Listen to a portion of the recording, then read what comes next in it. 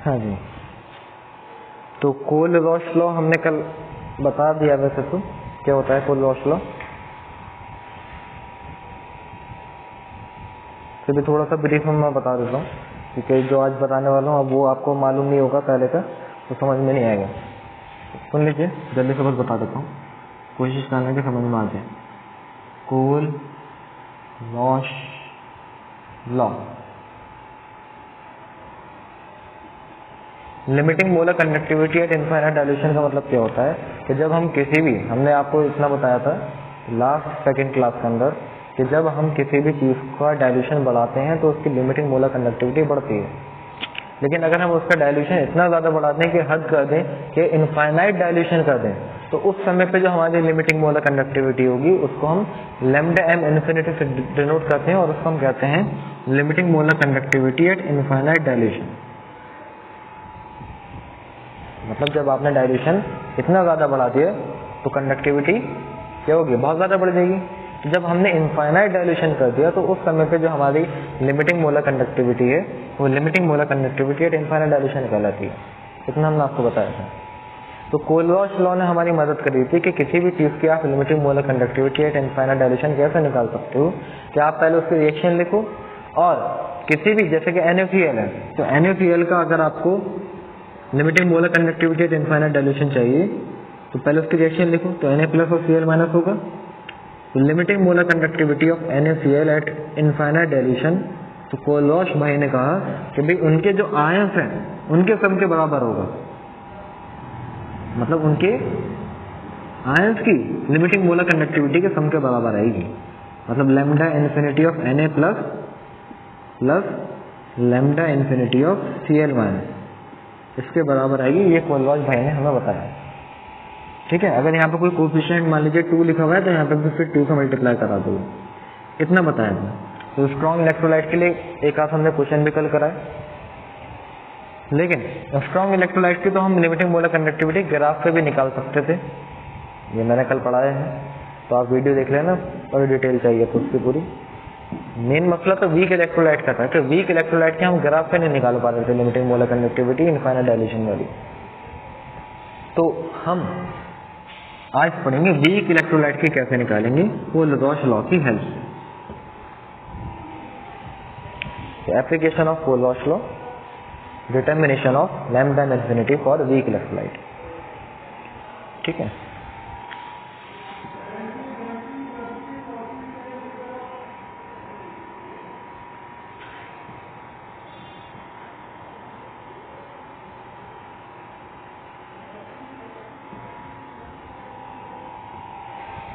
क्या होता है वीक इलेक्ट्रोलाइट के केस में? For this purpose we should know the limiting molar conductivity of the ions of the weak electrolyte at infinite dilution. भाई अगर आपको वीक इलेक्ट्रोलाइट की लिमिटिंग मोलर कंडक्टिविटी चाहिए तो जो भी आपका इलेक्ट्रोलाइट है तो उसके अंदर जो आयंस हैं उनकी लिमिटिंग मोलर कंडक्टिविटी चाहिए होगी।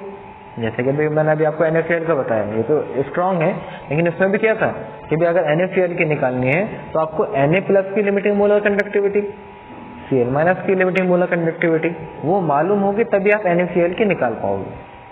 तो ऐसे ही वीक इलेक्ट्रोलाइट के केस में कि जैसे कि मैं बात करता हूँ CH3COOH की, acetic acid which is a weak electrolyte, तो जब ये डिसोसिएट होता है वीक इलेक्ट्रोलाइट में, देखो 2 साइडेड एरो आते हैं, तो टूट के हमें क्या देता है CH3COO माइनस और H प्लस देता है। तो अगर मुझे एसिटिक एसिड की लिमिटिंग मोलर कंडक्टिविटी चाहिए means lambda infinity of CH3COOH, तो कोल-रॉश लॉ जब हम लगाएंगे तो वो कैसे निकल के आएगा कि lambda infinity of CH3COO minus और plus lambda infinity of H plus, इसके बराबर निकल कर आएगा अकॉर्डिंग टू कोल-रॉश लॉ। अब बात यह है कि if they are not known, अगर वीक इलेक्ट्रोलाइट के अंदर जो आयंस हैं जैसे कि CH3COO माइनस एसिटेट आयन से कहते हैं, या फिर ये आपका हाइड्रोजन आयन जो है, अगर इनकी अकेले अकेले की अगर आपको लिमिटिंग मोलर कंडक्टिविटी नहीं मालूम तो फिर तब कैसे करेंगे हम? तो तब कैसे करेंगे? तो ध्यान से सुनते जाइए, समझ में आ जाएगा। आगे मैं क्वेश्चन कराने वाला हूँ तो बिल्कुल ही क्लियर हो जाएगा। तो कह रहे हैं if they are not known then we select 3 strong electrolyte. अगर हमें इनकी वैल्यू नहीं मालूम तो हम 3 इलेक्ट्रोलाइट ऐसे सेलेक्ट करेंगे जो कि स्ट्रॉन्ग होंगे और जिनके आयंस को हम जब प्लस माइनस करेंगे तो वो इस टाइप से करेंगे कि वो हमें एसिटेट आयन की ही लिमिटिंग मोलर कंडक्टिविटी दे दे। ये बात अगर नहीं समझ में आई छोड़ उसे, क्वेश्चन करते हैं तब समझ में आ जाएगा। क्वेश्चन काटे फिर इसको मैं दोबारा से पढ़वा दूंगा। देखो क्वेश्चन क्या है, कह रहे हैं if lambda infinity for HCl, NaCl and sodium acetate CH3COONA इतना इतना इतना हमें दे दिया।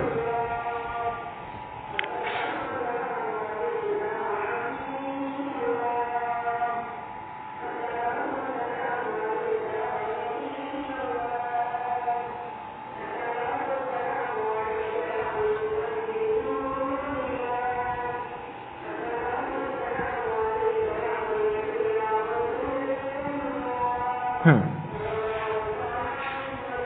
426.1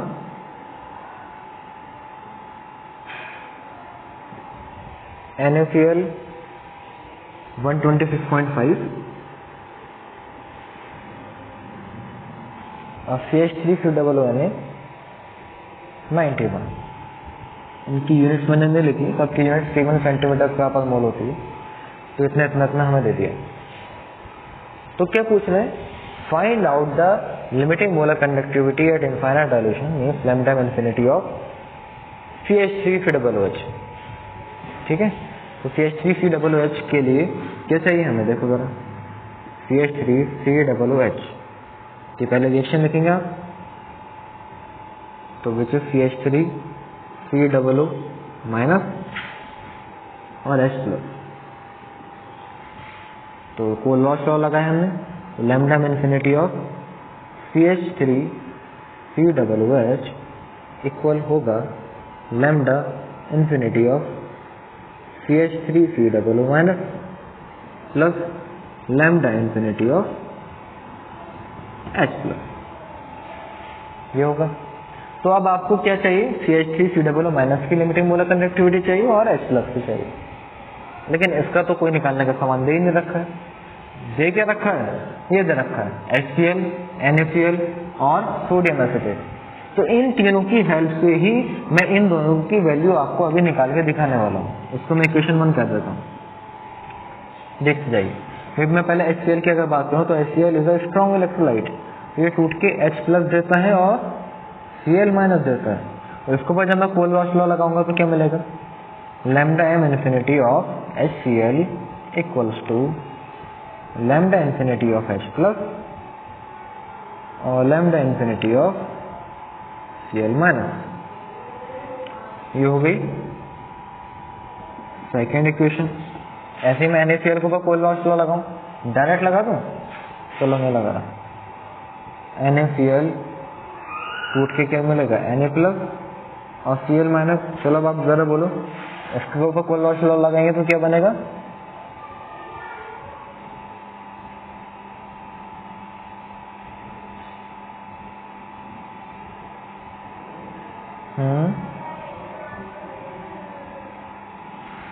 equals to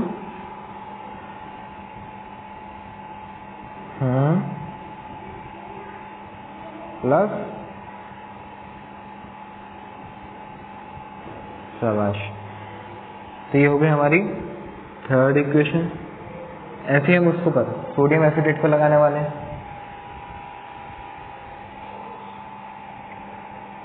CH3COONA is a strong electrolyte, ये वीक नहीं है।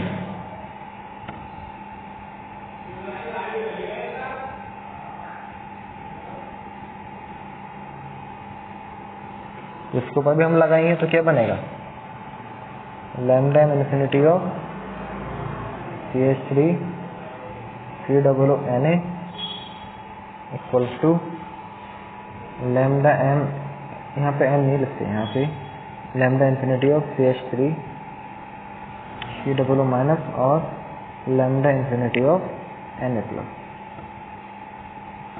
अब जरा देखते हैं कौन बता पाता है, कौन पकड़ पाया बात को यहाँ पर।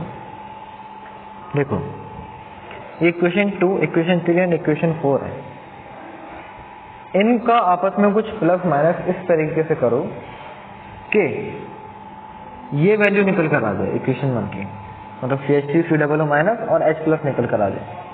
तो उसको देखने के लिए क्या करना पड़ेगा, पहले ये देखो जो हमें काम की चीज़ है, हमारे काम की चीज़ क्या है, एसिटेट आयन की लिमिटिंग मोलर कंडक्टिविटी और H प्लस की। तो किस किस इक्वेशन के पास है, इक्वेशन 2 में क्या है, देखो इक्वेशन 2 में एक हमारी काम की चीज़ है क्या, H प्लस आयन की लिमिटिंग मोलर कंडक्टिविटी है। इक्वेशन 3 में कुछ अपने काम का है, कोई काम का नहीं अपना। इक्वेशन 4 में कुछ काम का है, जी हाँ, एसिटेट आयन की लिमिटिंग मोलर कंडक्टिविटी है। तो हम करेंगे क्या, इक्वेशन 2 और इक्वेशन 4 को आपस में क्या करेंगे, प्लस कर देंगे, ऐड कर देंगे। तो ये 2 और 4 को जब हम आपस में ऐड करेंगे तो ये H प्लस और CH3 COO माइनस ये तो साथ में हो गया, लेकिन कुछ एक्स्ट्रा चीज भी तो मिली, यहाँ पे Cl माइनस और Na प्लस भी तो आ गया जो कि एक्स्ट्रा है, तो इसको निकालना पड़ेगा। इसको निकालने के लिए थर्ड इक्वेशन है, क्योंकि थर्ड इक्वेशन में Na प्लस और Cl माइनस है, तो उसको थर्ड इक्वेशन को हम उसमें से क्या कर देंगे फिर माइनस। तो क्या बात निकल कर आई कि हम इक्वेशन 2 में इक्वेशन 4 ऐड कर रहे हैं और इक्वेशन 3 को माइनस कर रहे हैं। तो ये तो अच्छा खासा लंबा सा हो जाएगा कुछ, मैं यहाँ कर्व कर देता हूँ ऊपर का।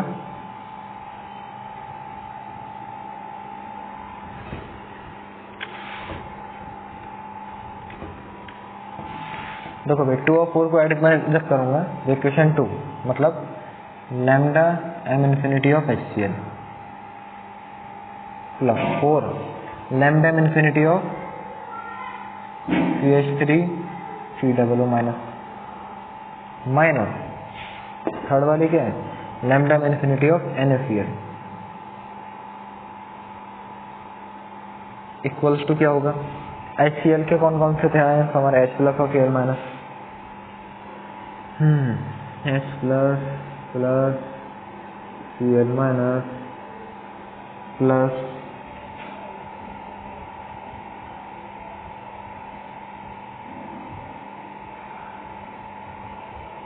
फोर्थ वाले में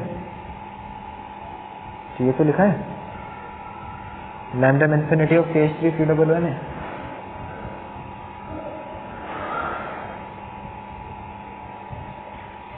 अच्छा अच्छा अच्छा अच्छा, एक सेकेंड, हाँ सही कह रहे हैं, COO Na आएगा। तो हम कहाँ थे, फोर्थ वाले पे, हाँ तो उधर इसका अब आएंगे क्या है, lambda infinity of CH3 COO minus plus lambda infinity of Na plus, ये हो गया। अब थर्ड इक्वेशन को माइनस कर दें तो ये भी इस इक्वेशन पे माइनस का साइन लगेगा, तो ये भी Na प्लस भी माइनस का होगा, Cl माइनस भी माइनस का हो जाएगा, तो माइनस का lambda infinity of Na plus और माइनस का ही lambda infinity of Cl minus. तो देखो Na प्लस का Na प्लस गया, Cl माइनस का Cl माइनस गया। तो यहाँ से ये जो चीज़ निकल कर आ रही है लैम्डा m इन्फिनिटी ऑफ मतलब lambda infinity of H plus and lambda infinity of CH3 COO minus, ये कुछ जानी पहचानी चीज है। इसी को तो हमने इक्वेशन 1 के अंदर क्या लिखा था, lambda m infinity of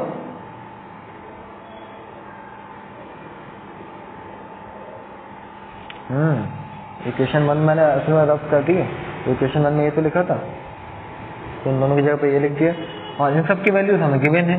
HCl की वैल्यू कितनी थी, लिख दो भाई, सबकी जरूरत है 100,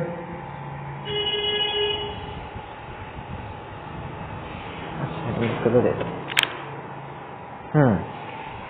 भाई HCl की है 426.1, यहाँ पे इसके सामने लिख देते हैं 426.1 और CH3 COO Na की 91 माइनस NaCl की 126.5। तो इसको आपने सॉल्व किया, lambda infinity of CH3 COOH जो निकल कर आई, इसको आप सॉल्व करोगे तो पॉइंट में आ रहा है कितना 390.6। 390.6 यूनिट लिखना मत भूलना, सीमेन सेंटीमीटर स्क्वायर पर मोल। तो देखा वो लॉस की मदद से हमने क्या करा, हमें जिसके अंदर आयंस थे उस तक की हमें लिमिटिंग मोलर कंडक्टिविटी नहीं मालूम थी, लेकिन हमने क्या करा 3 इलेक्ट्रोलाइट लिए, जो कि क्वेश्चन में गिवन होगा, घबराने की जरूरत नहीं है कि अरे भाई हमें कैसे पता चलेगा कि कौन से लेने, क्वेश्चन में गिवन होंगे। तो 3 इलेक्ट्रोलाइट लिए जिनके इक्वेशंस को आप प्लस माइनस इस तरीके से करोगे कि जो वीक इलेक्ट्रोलाइट के आयंस चाहिए आपको वो मिल जाए, इस तरीके से कहना है। वही बात पीछे लिखी हुई थी। अब मुझे पहले बताइए तीनों को ये बातें समझ में आई?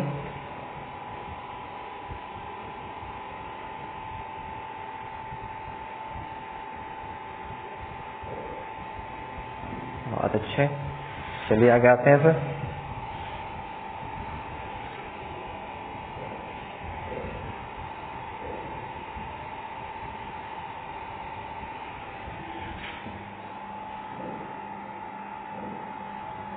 हाँ लेंदी तो है, बच्चे के संभाल के लिखना, जैसे हमने दफा भी मिस्टेक कर दी थी। लेकिन लेंदी चीजें लोगों को टफ लगती हैं, लेकिन लेंदी चीजें हमेशा याद रखनी इजी होती हैं, उसको आराम आराम से करना। और ये क्वेश्चन देंगे आपको टेस्ट वगैरह में कोल लॉस लॉ के ऊपर, क्योंकि बच्चे देखते हैं ना अरे ये कैसे कैसे लैम्डा बना हुआ है, इसके अंदर इन्फिनिटी का साइन लगा दिया भाई साहब, और इतने ढेर सारे लिखे हुए हैं, तो बच्चा पढ़ता भी नहीं है, छोड़ देता है, बोला अरे भैया ये छोड़ो, अपने बस की नहीं। चलिए आगे आते हैं। Relation between degree of dissociation, हमारी जो रिएक्शन होती है खासतौर से वीक इलेक्ट्रोलाइट, तो वो पूरी तरीके से डिसोसिएट नहीं होता ना, जैसे कि हमारा एसिटिक एसिड है CH3COOH, तो वो पूरी तरीके से डिसोसिएट नहीं होता, वो कुछ डिसोसिएट होके CH3COO माइनस और H+ बना देता है, और कुछ एसिटिक एसिड जैसा है वैसे के वैसे रहता है, ठीक है। तो उसी को हम क्या कहते हैं, डिग्री ऑफ डिसोसिएशन कहते हैं, जिसको हम अल्फा से रिप्रेजेंट करते हैं। 11th क्लास में खूब पढ़ा होगा आपने इक्विलिब्रियम वाले चैप्टर में। तो alpha degree of dissociation, molar conductivity lambda m, और limiting molar conductivity lambda m infinity, इन तीनों के बीच में क्या रिलेशन है जो कि काम की है आपके। डिग्री ऑफ डिसोसिएशन हमारा lambda m upon lambda m infinity के बराबर होता है। Alpha is equals to lambda m upon lambda m infinity.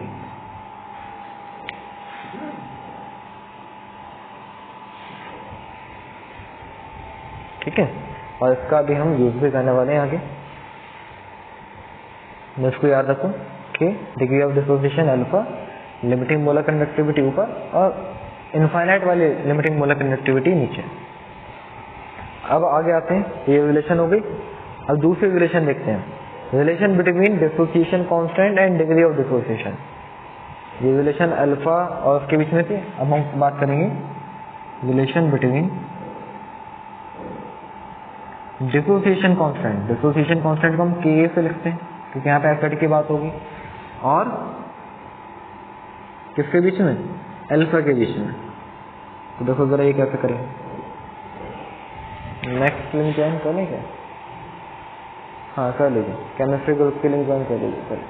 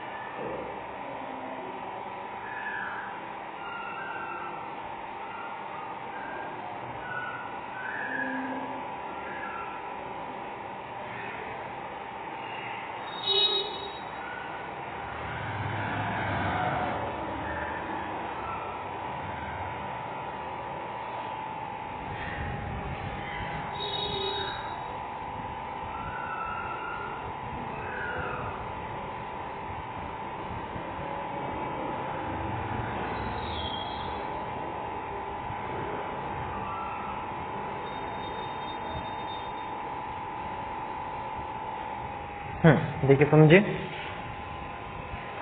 पहले रिएक्शन लिखते हैं हम। एसिटिक एसिड का अगर आपको डिसोसिएशन दिखाना है तो आप एसिटिक एसिड को वाटर में तो डालेंगे, तो CH3COOH को जब हम वाटर में डालते हैं H2O में, तो we will get CH3COO minus and H plus, बल्कि H3O प्लस हो जाएगा फिर तो। और यहाँ पे टू साइडेड एरो आएगा क्योंकि ये वीक इलेक्ट्रोलाइट है। तो इनिशियल हमने माने इसके मोल जो थे, इनिशियल मोल वो अगर कॉन्सेंट्रेशन मान लीजिए C है, अगर इनिशियल कॉन्सेंट्रेशन लिख लो ना, तो इनिशियल कॉन्सेंट्रेशन ये है, तो मोल्स लिखा है, बात वही है, ये C है। वाटर की तो बात होगी नहीं, इसको तो हम इग्नोर कर देते हैं, तो ये 0 होगा शुरुआत में, ये भी 0 होगा। लेकिन जब इक्विलिब्रियम आ गया तो moles at equilibrium,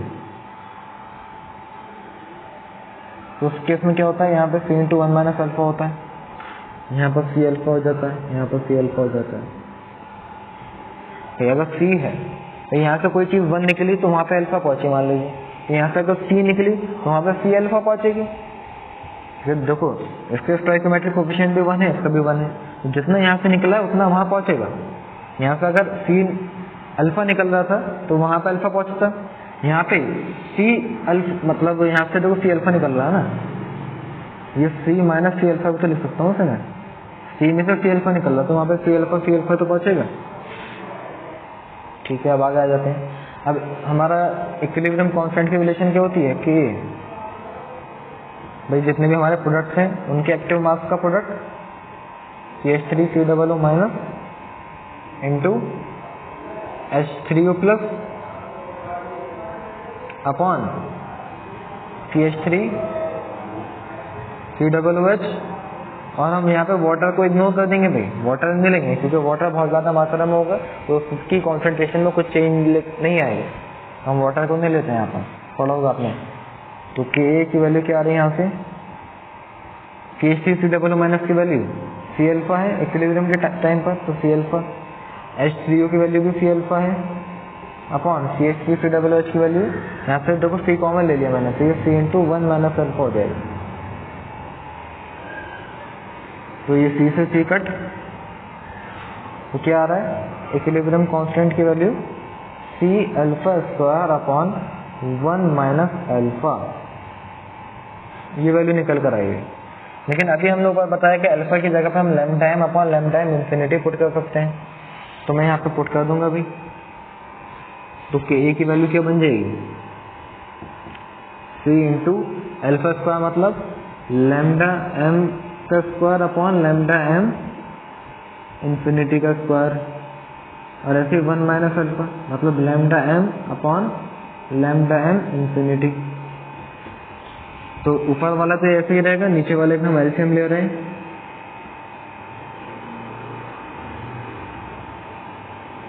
lambda m infinity minus lambda m upon lambda m infinity हो जाएगा।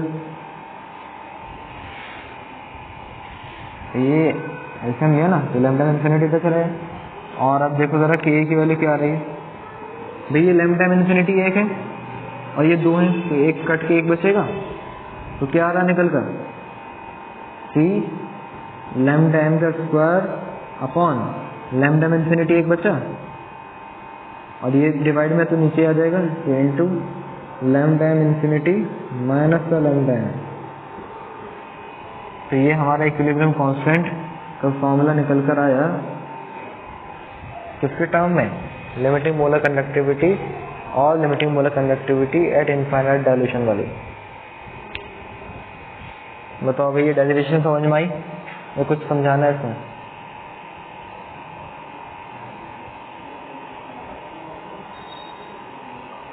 और आप दोनों को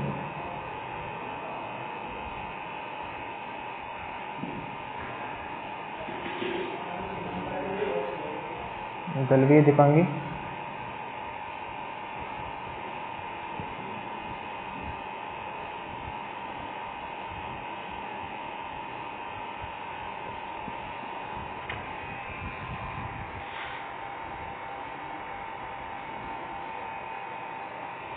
दीपांगी एंड जलवीर, आपको क्लियर है?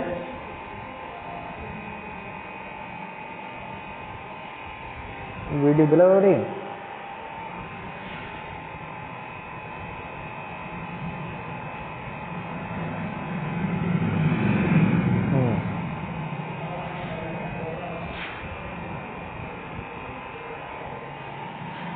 देखो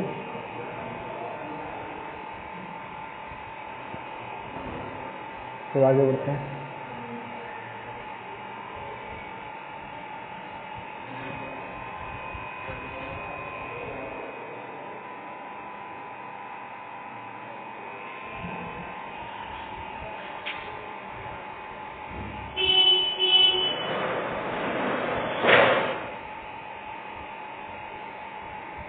कहाँ से बताऊं, पहले ही बताऊं।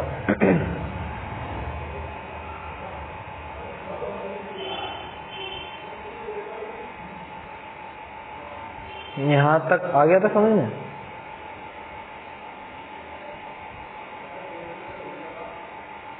ठीक है, तो देखो अल्फा की value lambda m upon lambda m infinity होती है, अभी पहले जो बताया था आपको।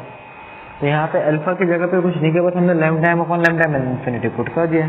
तो यहाँ पे अल्फा स्क्वायर है तो ये इन दोनों का स्क्वायर हो जाएगा, अपॉन में 1 माइनस अल्फा है तो 1 minus lambda m upon lambda m infinity हो गया। फिर क्या करा, नीचे हमने एलसीएम ले लिया, तो एलसीएम लिया तो lambda m infinity minus lambda m upon lambda m infinity हो जाएगा। और देखो ये ऊपर वाले भी डिवाइड में, नीचे वाले भी डिवाइड में है, तो आपस में हम इसको कट कर सकते हैं। तो लैम्डा एम इन्फिनिटी से ये स्क्वायर है, ये 1 है, तो 1 से 1 कट गया, 1 बचा रह गया।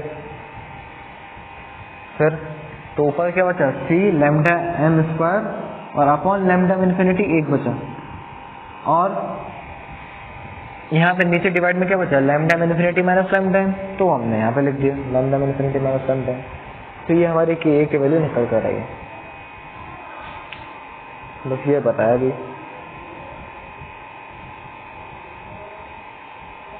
ठीक है, चलो अब इसको बड़े क्वेश्चन कर लेते हैं, पूरा करा दूंगा कैसे आया और क्लियर हो जाएगा।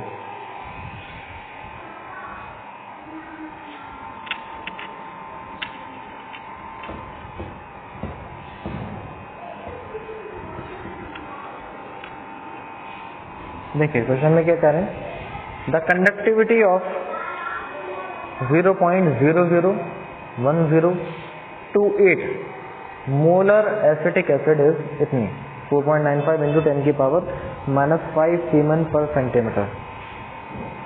और क्या कह रहे हैं, डिसोसिएशन कांस्टेंट बताइए, मीन्स के ए की वैल्यू बताइए, और लैम्डा एम इन्फिनिटी की वैल्यू बताइए। नहीं, लैम्डा एम इन्फिनिटी की वैल्यू दे दी हमें, कितनी वो 390.5 सीमेन सेंटीमीटर स्क्वायर पर मोल। एसिटिक एसिड की बात हो रही है ना, तो देखो पहले क्या करेंगे, पहले वही सब लिखा जाएगा, मैंने रफ कर दिया। वाटर के साथ रिएक्ट होगा, चलो और रिवाइज हो जाएगा आपका। BaCH3 COO माइनस था और ये यहाँ पर H3O प्लस था। इनिशियल मोल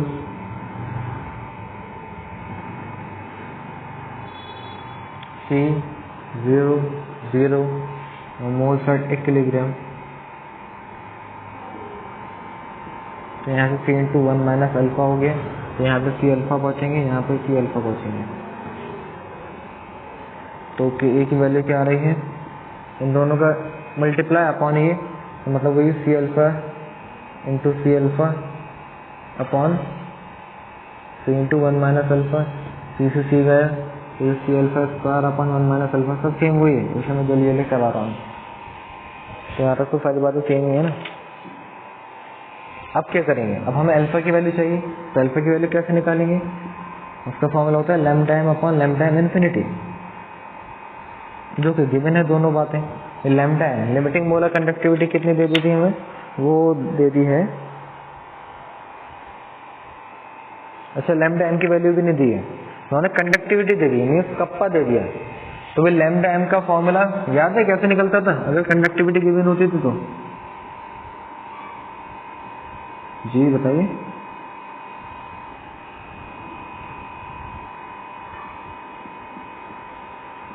शाबाश, कप्पा इंटू 1000 अपॉन एम होता था।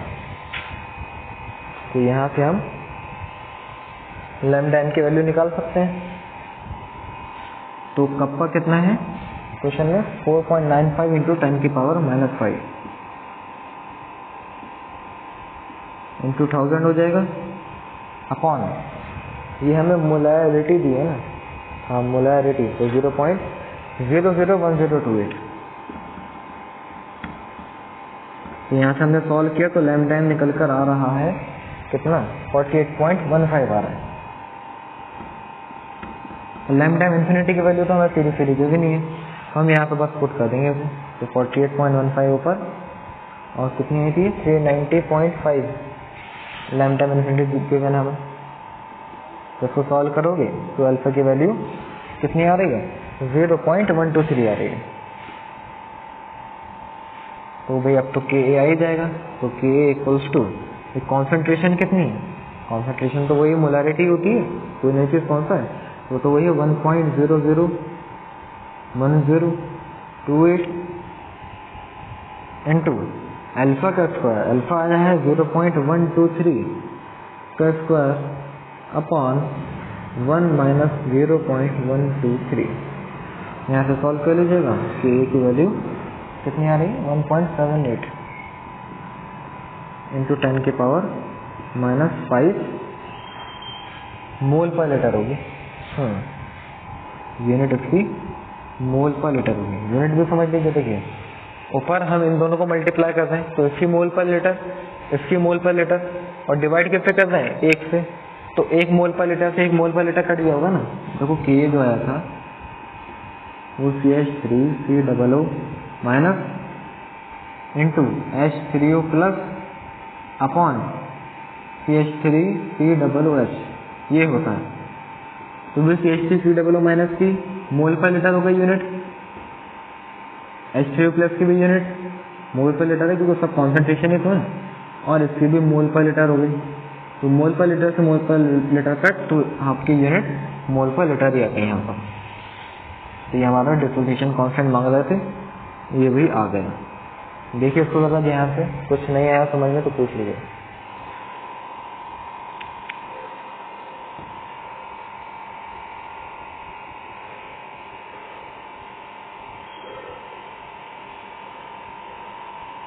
हाँ जी क्लियर है।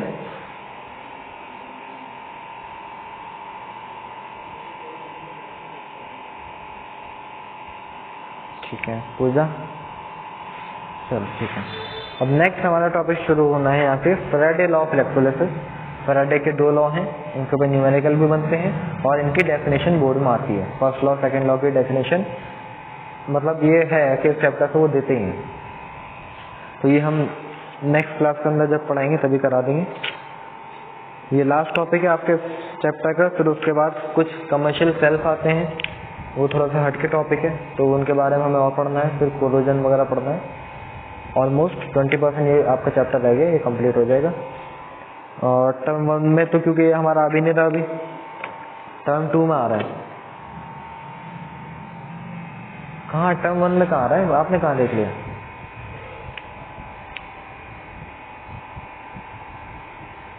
यहाँ से देखो टर्म 1 के अंदर तो आपका पहला चैप्टर सॉलिड स्टेट आ रहा है, फिर सॉल्यूशन आ रहा है, फिर उसके बाद आपके वो आ रहे हैं सी ब्लॉक आ रहा है, फिर ऑर्गेनिक केमिस्ट्री के चैप्टर्स आ रहे हैं। चलो देखते हैं। इलेक्ट्रो केमिस्ट्री जो है वो टर्म 2 के लिए है, फिलहाल मैं और कंफर्म कर लूँगा, उससे में थोड़ा टाइम नहीं मिल पा रहा है। चलो नेक्स्ट क्लास के अंदर मिलते हैं फिर ट्यूसडे। ओके।